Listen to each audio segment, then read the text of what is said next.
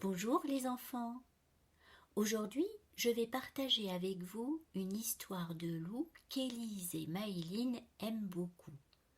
Je suis certaine que vous trouverez des points communs avec d'autres histoires que vous connaissez. Mais la fin est différente et pleine de surprises.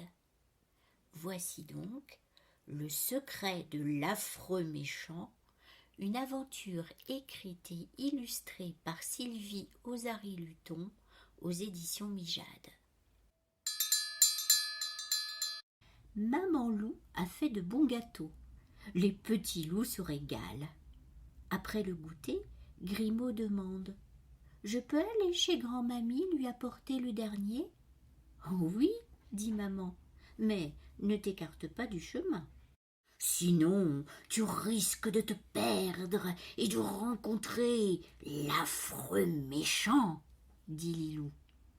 Il est immense, renchérit Titus. Il a des yeux perçants, des dents si pointues qu'elles ressemblent à des aiguilles. Il vit au plus profond de la forêt, là où personne ne va jamais. La nuit, il rôde autour de nos tanières à la recherche de petits loups, ajoute Lilou. Il creuse des trous, ce sont des pièges destinés à nous attraper, dit encore Titus. Il passe de longs moments à observer le ciel.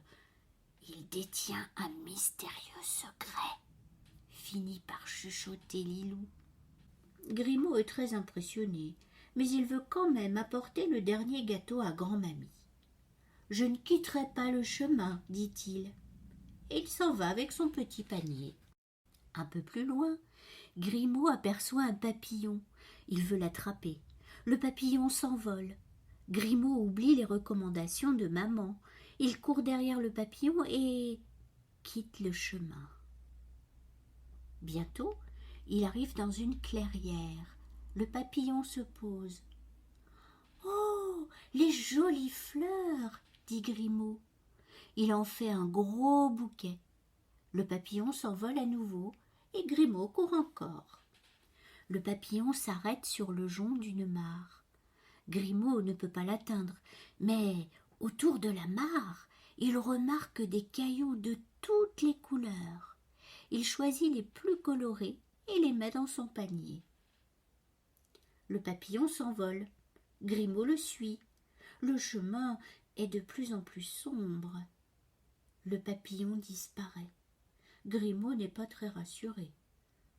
Enfin, il aperçoit une tanière. Mais lorsqu'il s'approche, il voit que ce n'est pas celle de grand-mamie. Tout à coup, un grand loup terrifiant sort des buissons. « Qu'est-ce que tu fais là, toi, à salir mon paillasson ?» Grimaud est stupéfait. « Je cherche ma grand-mamie, » bafouille-t-il. « Ha ha ha ! En voilà encore un qui s'est perdu. » Grimaud comprend qu'il est chez l'affreux méchant. Il veut fuir, mais l'autre l'empoigne. Grimaud a très peur. « Voyons ça, » dit l'affreux méchant en soupesant Grimaud. « Qu'est-ce que je vais faire de toi ?» L'affreux méchant a des yeux si perçants que Grimaud n'ose pas le regarder, et des dents si pointues qu'il craint d'être dévoré. « Qu'est-ce qu'il y a dans ton panier ?»« Il y a un gâteau pour grand-mamie. Il ne faut pas le manger. »« Ah non ?» dit l'affreux méchant, interloqué. « Mais ce panier est lourd. Que contient-il d'autre ?»« Des cailloux, » murmure Grimaud. « Tu as ramassé des cailloux ?»« Oui, ils ont de belles couleurs. »« Ah, petit, tu me plais. » Et l'affreux méchant entraîne Grimaud dans sa tanière. Il s'assoit dans son fauteuil. Grimaud regarde autour de lui. Il y a des cailloux partout. L'affreux méchant sort les galets du panier. Un à un, il les observe avec attention.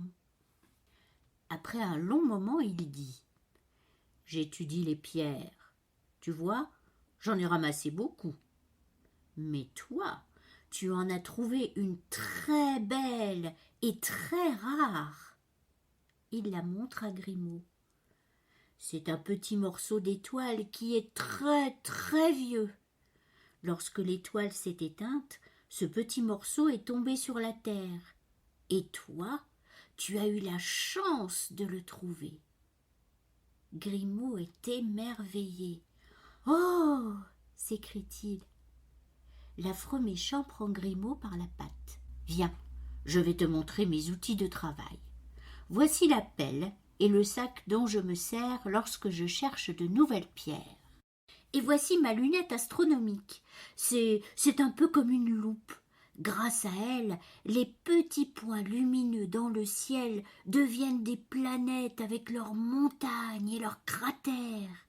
La nuit, quand le ciel est bien dégagé, j'observe les étoiles. Je cherche un endroit propice où m'installer. Quelquefois, je fais de longues marches en forêt. » Grimaud est passionné. Il pose 1000 questions auxquelles l'affreux méchant répond avec beaucoup de gentillesse. « Dis, tu n'es pas un vrai méchant ? » ?»« Oh non, j'ai un secret. Je suis un vieux loup solitaire et j'aime la tranquillité. C'est pour cela que je me fais passer pour un affreux méchant. Mais maintenant que je t'ai rencontré, je crois que je vais renoncer à cette idée. »« Alors, ton nom, ce n'est pas l'affreux méchant ? » ?»« Non, je m'appelle Tibère Grand-Loup. Et moi, Grimaud Petit-Loup. Regarde, on voit d'ici la maison de grand-mamie. Grand-mamie, grand-mamie, regarde ce que j'ai trouvé. C'est un petit morceau d'étoile. Oh, c'est merveilleux. Et tu as aussi amené Monsieur Grand-Loup. Oui, et un... Oh, dit Grimaud déçu, nous avons oublié ton gâteau. Eh bien, venez goûter à la maison, dit son nouvel ami. Oh, quelle bonne idée, s'exclament grand-mamie et Grimaud. Dans cette histoire, un petit loup habillé en rouge, un gâteau et une grande mamie, mais pas de drame et pas de chasseur. Juste le récit d'une belle rencontre et d'une passion pour les étoiles et les pierres, partagée par un vieux loup et un louveteau observateur et curieux de tout. À bientôt, bonne nuit.